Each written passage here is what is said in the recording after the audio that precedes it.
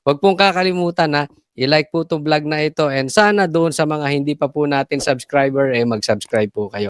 Hindi na po natin pagtatagalin. Dediretso na po tayo agad-agad sa ating topic. So, speaking of Tambiloslos, asa na yung investigasyon? Makukulong kaya ang mga mastermind?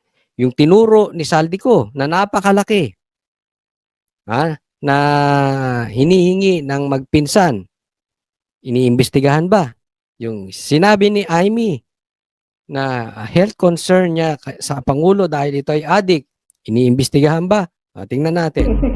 Sa harap ng mga estudyante, guro at bisita ng UP College of Law BGC, sinabi ni Ombudsman Jesus Crispin Remulla na tinawagan siya ng kanyang brad na si dating House Speaker Martin Romualdez nang maupo siya bilang ombudsman sa gitna ng investigasyon sa maanumalyang flood control projects. Martin is a fraternity brother. Nako. He entered the fraternity when I was the illustrious fellow. So we have a naturally close relationship. We work together in Congress. Ayan, so close sila. Magkasama pa sila sa Congress. So, pagtatakpan kaya ni Boying? O, kayo humusga. Ilagay nyo dyan sa comment section. Sa tingin ninyo, pagtatakpan siya ni Boying? Tingnan natin. I answered this call once because we respect each other. He talked to me. That was before I assumed office, but after I was appointed. And after that, I didn't talk to him anymore because I have to think clearly about these cases. Lumabas yan sa pagtatanong ng ekonomistang si Winnie Monsud sa isang forum tungkol sa flood control controversy. Well, he was trying to explain his side that he had no hand in many things. So, inosente raw si Tambi, sabi niya kay Boying. O, naniwala kaya si Boying? That's all I can remember. I don't really remember the specifics. Of course, he was trying to make a case, his case. Pero siguro, kung ang tumawag dito, iba sagot ni Boying. Kunwari, ang tumawag halimbawa si Cheese. Halimbawa, ang tumawag dito ay yung Diskaya. Halimbawa, si Tebes. Di ba? Alam naman natin, ang bilis manghusga nito si Boying. Di ba? Doon sa matagal nang sumusubaybay sa akin, even kay Bantag, wala pang ang investigasyon, meron na siyang judgment. Ganyang kabilis tong mama na ito. Mapanghusga to. Judgmental tong tao na ito. Kaya nga sabi ko, anong klase? At that time, secretary pa lang siya. Paano ka magiging Secretary of Justice? Nangguhusga na kaagad. Hindi mo pa nakukuha yung mga ebidensya. Tapos sasabihin mo may ebidensya ka na. Hindi mo man lang pagbigyan pakinggan muna yung kabilang panig. Ito, hindi. Iba sagot niya. Diba? That had nothing to do with anything. I mean, we just listen. Yun, nakinig lang siya. Halimbawa, ang tumawag sa kanya si Tebes, si Bantag. Hindi. Kasi, eto yan, nakikita namin na ganito, na may blablabla. Kita naman natin di ba? Huwag nyo na itanggi. Yung mga nakasubaybay, alam nyo yan. Iba tono nito. Iba tono nito pagdating kay Boy. So far, sir, kamusta po yung evidence? We're building up something. We're building up something. Yan, di ba? Building up something. Yung kay sinabi niya, case closed na. Di ba? Ganun agad. Ang ngayon, will building up something. Iba tono niyang kay Bantag tsaka kay Tebes. Case closed na. Di ba? Yung issue kay Bantag at kay Tebes, ano lang yun eh. I mean, kasong murder yon, okay? Hindi natin dina-downplay yon, pero walang direct connection sa buong Pilipinas. Walang connection directly doon sa kakainin ng bawat Pilipino. Ito, bilyon ang nakawat. Ang sa akin, hindi ko sinasabi maging judgmental ka. Ang sinasabi sa akin, iba ang tono mo pagdating sa iba. Iba ang tono mo pagdating dyan sa brad mong yan. Pero, alam ko, mag-iiba rin ng tono to. Bakit? Mamaya, pag-usapan natin. Hindi na raw nakausap muli ni Remulla si Romualdez na dinawit ni dating Congressman Zaldico sa mga insertion at kickback mula sa budget. Si Romualdez din daw ang nagbanta kay Ko na huwag nang bumalik ng bansa. Sinabi rin noon ng dating security consultant ni Ko na si Orly Gutesa na naghahatid sila ng mali-malitang pera kay Romualdez sa mga bahay nito. So when you think it will be filed within Oh, gaano katagal makasampahan ng kaso to si Boying? Yun ang tanong ni Munsod. Winnie Munsod. the year, I mean not this year, but at least in the next 6 months or 9 Oh, months. yes, yes, You ma'am. think so? Yes, ma'am. Duwag din yung tanong mo, Willie Munsod. Sa tingin mo ba makakasuhan mo siya? Maybe not this year. Maybe within 6 to 9 months. So, ibig mong sabihin, Willie Munsod, parang tinatanong mo, sige, okay lang. Okay lang, hindi siya makasuhan this year. Hindi po ganun. Mali yun. Justice delayed is justice denied. Mali ring magtanong to si Munsod. Ba't hindi nyo na makasuhan ngayon? Kaliwat kanan na yung ebidensya na lumalabas. Hindi nyo imbestigahan si Tambi. Si Bongbong Marcos may listahan na. Wala doon sa listahan niya si Tambi. So, ibig mo sabihin, for the meantime, mark safe si Tambi tsaka si Bongbong. Yan ang issue niyan. Alam nyo kung ba't ko nasabing mark safe? Kasi si Tambi, kaya hindi nila gibain, it will connect to Bongbong Marcos. Si Tambi, paliwanag ko mabuti, si Tambi at saka si Bongbong Marcos, kung sila talaga ang mastermind, gaya ng sinasabi ni Saldico, magkakalaglagan yan. And until such time na hindi ipakulong ni Bongbong Marcos si Tambi, Tambi will not speak against Bongbong Marcos. Ganyan din nila prinotektahan si Saldico, di ba? Ayaw pa uwiin. Ang daming excuses. May sinasabi sila hindi nila makancel yung passport kasi walang kaso, wala pang utos ang korte. Nung bumaligtad si Saldi, minadali ang kaso. Minamadali na ang kaso ni Saldi. Minamadali na kanselahin yung passport para mapauwi. Kaya nga sinasabi ko sa inyo, ang sagot ngayon ni Boying ay hindi judgmental gaya doon sa iba. Dito, may leeway siya kay Tambi. Parang nga nag-aabogado pa siya kay Tambi. Sipin mo, 6 to 9 months, 2026, doon pa lang masasampahan ng kaso. Ang gago, di ba? Oh. Bakit? Hindi kasi ituturo niyan yung amo nilang si Bongbong Marcos. Pero mag-iiba tono nito. The moment na bumaligtad si Tambi, tingnan nyo, pagbaligtad ni Tambi, may kaso agad yan. Instant yan. Baka kinabukasan lang may kaso agad. Alam mo, Tambi, mapapansin mo, nilalaglag ka na ng ibang congressman. Tingnan mo na lang to. Hindi ko napapangalanan to sinong congressman. Pero kitang-kita. Yung congressman na bata ni Bongbong Marcos, ginigipit ka na. Diba? Gusto niyo malaman ng pangalan? Nagsisimula sa letter. Ginigipit ka. Halatang halata. Bago ka maunahan, magsalita ka na, Tambi. Mag-tell all ka na. Maniwala ka, ilalaglag ka ni Bongbong Marcos. Aantayin mo pa ba? Bumagsak si Bongbong Marcos, lupog yung kanyang barko at hilahin ka pa baba o ngayon ka na magsalita. Diba? Kasi, huwag mo nang protektahan yung kalagayan mo. Kasi it's for sure ilalaglag ka niyan si Bongbong Marcos. Tingnan nyo yung paligid ni Bongbong Marcos. Tingnan nyo. Vloggers, mga kampi niyang politiko, binabakbakan. Si Tambi. Ha? Lahat yan. Lalaglag ka niyan. I'll hold you to that. Yes, ma'am. Si Remulla, inulit na susundan ng ebidensya kahit saan man ito mapunta. Kahit pa kay Pangulong Bongbong Marcos na sinasabi ni Ko na nag-utos raw magpasok ng 100 billion peso insertion sa budget. Kahit sino pa po ito. Wala naman tayo magagawa kasi nandiyan na yan eh. Evidence na yan eh. Tsaka, we are trying to be as transparent as we can be. Kasi nga, ano na to? This is already an issue close to the hearts of Filipinos. Yan. Yung DOJ mo napunta sa sabongero na naman eh. Oh, hindi naman niya hawak 'yon. Ombudsman na siya. Pero 'di ba? Susundan ninyo kung saan kayo dalhin ng ebidensya. Patungo na dun sa magpinsan. Huwag na kayo maglayo-layo. 'Di ba? Let your yes be yes and your no be no. Magpakalalaki ka. Panindigan mo yung sinasabi mo.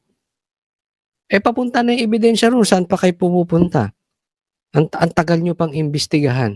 Meron na bang nag-iimbestiga kay Bongbong? Tanong lang, di ba? Yun lang naman eh. Meron na bang nag-iimbestiga kay Bongbong? Meron na bang nag-iimbestiga kay Tambi? Diba? Pero doon ang tinuturo ng ebidensya. Pati sa Senado, doon ang tinuturo ng ebidensya. Anong ginagawa nito si Ping Lacson? Nag-aabogado. Pare-parehas kayo eh. Hindi ko naman kinuha yung opisina to para magtakip para kahit kanino. Nako, panindigan mo yan. Hindi daw kinuha yung opisina para magtakip para kanino. Para ka rin si Pinky Lacson. Pare-parehas kayo ng balat. Kayong tatlo, saka si Claire. Takipan kayo ng takipan. Takip para kahit kanino. Pero sa ngayon, aabot na ba ang mga ebidensya hanggang sa Malacanang? Wala pa akong nakikita sa aking mga mata. Yun, dyan palang maliwanag na. Pero aabot ba ito sa Malacanang? Wala pa. Wala pa siyang nakikita. O, di ba? Di gaguhan. Alam mo, Boying, dapat yung binanggit nung kapatid niya na adik si Bongbong, yung palang iniimbestigahan nyo na rin eh. Hindi siya fit na rin doon maging presidente. Di ba? Sabihin nyo, wala namang connection sa nakawan. Hindi, meron pong connection yun. Dahil kung may diferensya ang presidente, he is not fit to lead. Talagang ang mga nakapaligid sa kanya magnanakawan. Make it worse, nainggit siya, pati siya magnanakaw na din. And seemingly, ganyan po nangyayari ngayon. Yung mga nakapaligid, kanya-kanyang nakawan. Hindi ba? Ganyan na nangyari sa ghost projects. Kanya-kanya silang nakawan. Even yung mga sekretary, kanya-kanyang nakawan. Hindi natin alam kung nainggit si Bongbong, nagnakaw na rin siya, or siyang pasimuno ng nakawan at ginaya lang siya. And we strongly believe that may connection yan dun sa kanyang mental health. Bakit?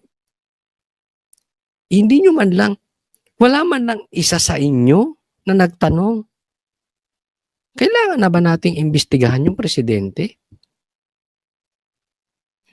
Paano kung nagsasabi ng totoo si Amy at binaliwala ninyo? Di naging kasangkapan kayo sa kasamaan? Pero kinakailangan, pag-aralan lahat yan. Hindi pinag-aaralan, iniimbestigahan. Tama to si Boying, parang ano eh. Ba't mo pag-aaralan?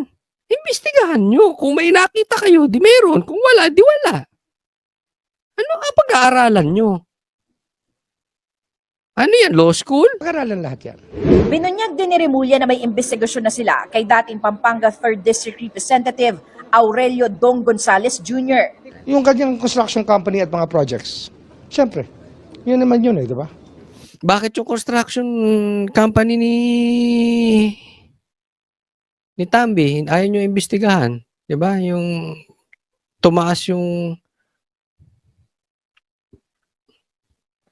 mga flood control projects under him. Ba't di nyo It's imbestigahan? not just about flood control. It's about other illegal interests, unlawful interests. 10 contractors o mga dati o kasalukuyang kongresistang may koneksyon sa mga kontratista ang kanilang isinailalim sa motu proprio investigation.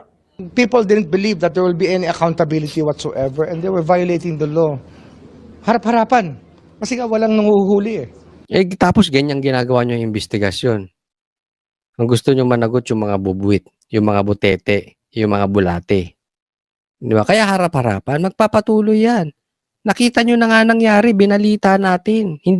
na ginawa ni Tambi, hindi nyo pa rin makita.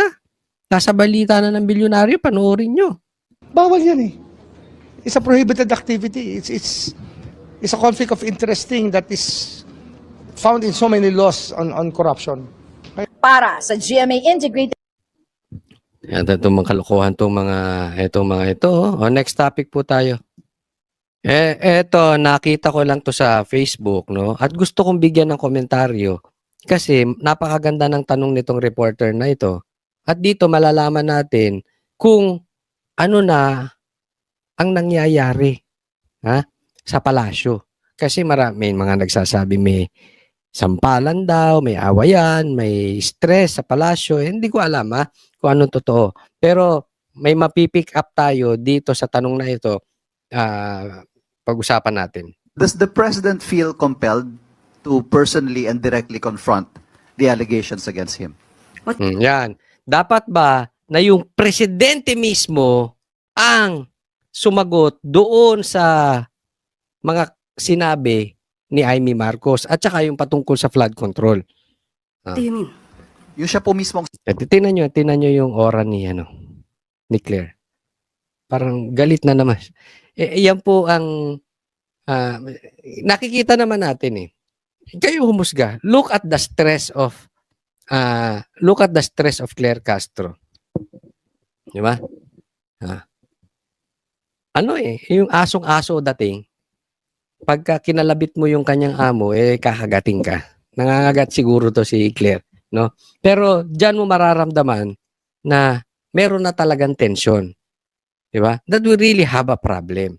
Na nasusukol na sila na malaki problema and naiipit na sila na wala na silang no enough room to move around. Kaya pumuputok na itong si Claire. Yeah? Nakita nyo naman kung paano siya nag-react kay Tikia, di ba?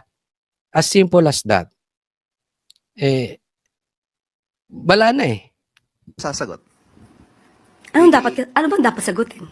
Well, corruption Ano ba dapat sagutin? Tingnan nyo, gagarito si Claire. Pagpatungkol kay Bongbong Marcos, parang wala siyang alam. Di ba?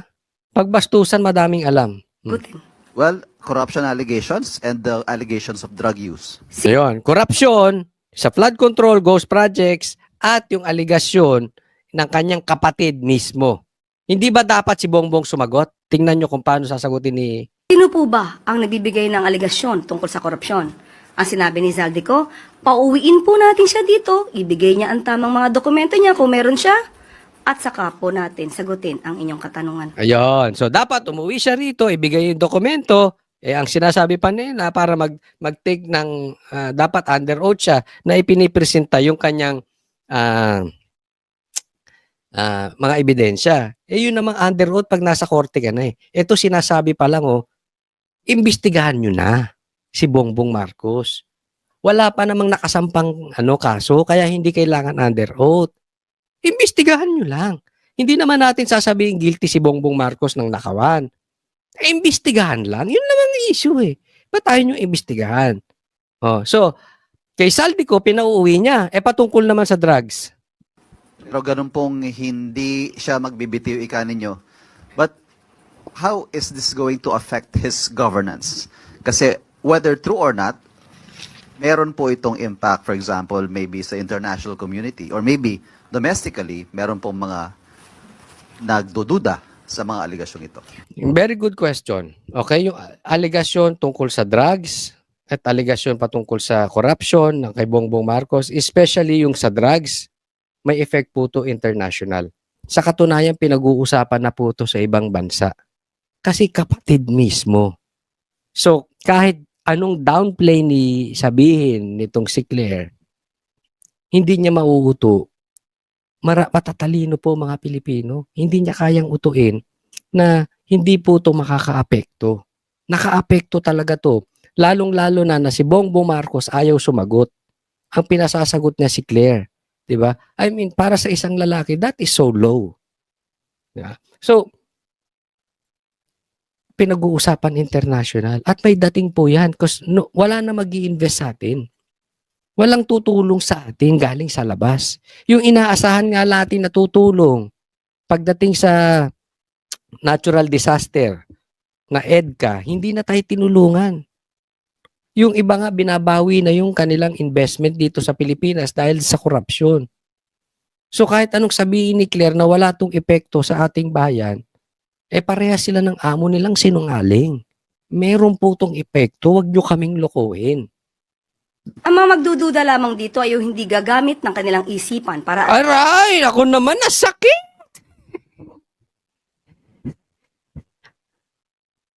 Ang magdududa lang daw dito kay Bongbong Marcos ay yung hindi gumagamit ng isipan.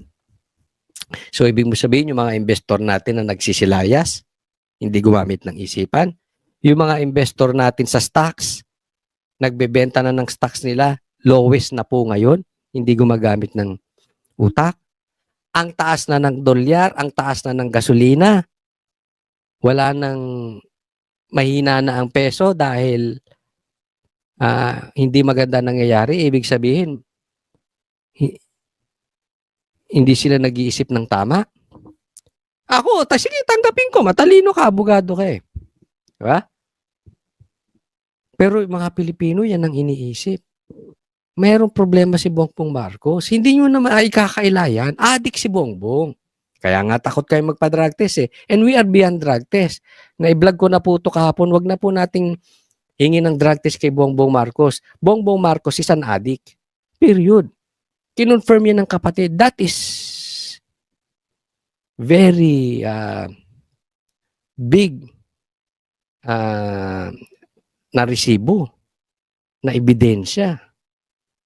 Yeah. dami ng katotohanan. Matagal ng issue ang mga binabato sa Pangulo.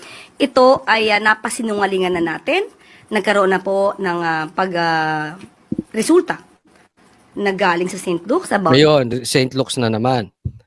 Ha? May nakakita ba no nag-take siya sa St. Luke's? Pangalawa, pinag-usapan na po yan sa Senado. Hindi po kasama, di umano sa aking pagkakaalala ang cocaine. At pangatlo, hindi po yan hair follicle. Kasi pag ihi lang yan, madali mawala. Okay? Ang pinag-uusapan ngayon. Ngayon, yung St. Luke's yung dati. Ang sinasabi ni Amy, ngayon, gumagamit pa rin siya. Yung result nung sa St. Luke's, hindi pa siya presidente. Ang issue namin, wala akong pakialam kung addict siya before. Ang issue namin, ngayong presidente siya na siya ang nagdidesisyon sa Pilipinas, siya ang nagdidesisyon ng bilyon ng pera ng Pilipinas, dapat nagpa-drug test siya. Pero hindi na namin hihingin. Sinabi na nung kapatid niya, addict siya. Yun ang malaking problema natin. Kasi ngayon addict siya, presidente siya. Walang connection yung St. Luke's. Huwag po nating lokohin ng tao. Dati yun eh. Hindi ako naniniwala dun sa resulta sa St. Luke's na yun. Bagamat, hindi problema ng St. Luke's yun kasi nawawala yan, hindi hair follicle nga, gaya na sabi ko. Pero wala nang issue yun. Totoo man yan or hindi, yung ngayon ang issue. Di ba? Ngayon addict si Bongbong eh. Nakikita, ngiwi-ngiwi nga eh. Including yung asawa niya at pati si Sandro. May namatay ngang kasamang nag-cocaine. Si First Lady eh. Sa LA eh, di ba? Asawa ng nasa entourage niya. Didantes at pati po yung mga AI video na ipinupukol sa Pangulo na napatunayang peke, lahat po yan ay nasagot na. So, hindi po ito Hindi ako naniniwala dun sa video na yon. Hindi ko sinasabing totoo, hindi ko rin sinasabing hindi totoo. Okay? Pero hindi po ako clear. Kaya ako malakas ang loob magsalita. Hindi ko sinakyan yung video na yan kung totoo yan or hindi. Kasi ang issue yung ngayon. Simula 2022, nag-drugs pa ba siya o hindi? Yung dati, kaya na natin yun. Addict man siya o hindi. So be it. makakasira sa Pangulo dahil alam ng taumbayan, mas maraming taumbayan ang naniniwala sa ginagawa ng Pangulo para sugpuin ang korupsyon. Anong naniniwalang sugpuin? Wala pa nga nakukulong. Have you spoken to the President since last night, nung nag-deliver po ng speech niya si Senator Amy, napapansin po kasi natin sa messaging ninyo ngayon, you're not holding your punches anymore. What do you mean I am not holding my punches anymore? Okay, i-discuss ko lang yung kanina. Eto, okay? Ang tanong kasi niya, hindi ba dapat ang Pangulo ang sumagot? Kasi yan ang hinihingi ng taong bayan. Niligaw ni Claire yung tanong, ano ba ang dapat sagutin? So para sa kanya, nasagot na. Hindi na kailangan sumagot ang Pangulo. So dito pa lang, inaamin na ni Claire na duwag ang Malacanang sumagot sa mga malalaking issue ng bayan natin. Na may problema ang palasyo. Dahil hindi nila kayang mag-lead. Si Bongbong Marcos nakaasa sa sekretary niya, spokesperson at kung sino-sino sa pagdireksyon ng ating bansa. He will not really face the people. He is scared to face the people. Diba? Oh. Direkta nyo na pong kino-question ang mga aksyon ni Senator Amy, ang kanyang motibo. Ito ho ba ay may basbas ng Pangulo? Ayan, ito ang tanong dyan. Ito ba ay may basbas ng Pangulo yang mga sinasabi mo? Patungkol kay Amy, inaatake mo yung sinasabi ng tao. Salita ba ng Pangulo yan? May basbas ng Pangulo. Tingnan nyo kung paano niya iikutin na naman yung sagot. Hindi niya sabihin, yes, may basbas ng Pangulo, no, walang basbas. Di ba? Kanina ang tanong. Anong tanong niya kanina? Hindi ba dapat ang Pangulo ang humarap? Hindi niya rin sinagot na yes, dapat ang Pangulo o no, hindi dapat ang Pangulo. Inikot niya. Ito, inikot Itong niya. messaging ninyo, what you're saying to the public about Senator Amy Marcos. Ang mandato ko dito, hindi lamang maging tagapagsalita ng palasyo, kung hindi ang mandatong ibinigay sa akin ng Pangulo ay to counter fake news. Ayun! Lumabas sa kanya. Ang mandato niya, ang trabaho niya, ay hindi lang maging tagapagsalita ng Pangulo, kung hindi maging attack dog. To counter fake news eh. Kaya lang yung fake news nyo, pag binubuking na kayo, yung totoo naman ng sinasabi, pero nahaharang nyo lang mailabas yung ebidensya, fake news. Yun ang tawag nyo sa fake news eh. Pagka hindi pabor sa Pangulo, fake news.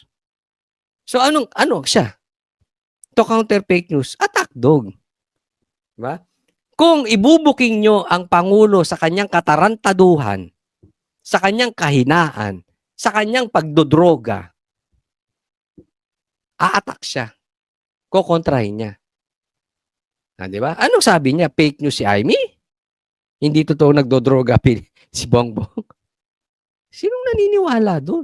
Bukod doon sa tain na dilaw. Dahil ayaw mapaupo si BP Sara. Di ba kayo lang? So ang sinasabi po natin dito ay para malaman ng tao ano ba ang katotohanan. Kung hindi po tayo magsasalita, maliligaw ang kapwa natin Pilipino. Yes, nagkausap kami Stress na siya. Yes, stress na siya. So inamin niya, attack dog siya. ng Pangulo. Pero kung anong pinag-usapan namin, hindi ko na po i-reveal sa inyo. Again, the question, ma'am. May basbas po ng Pangulo ang inyong Ito mo, inulit. Ibig sabihin, hindi nasagot yung tanong niya. Yung pag-atake mo ba, yung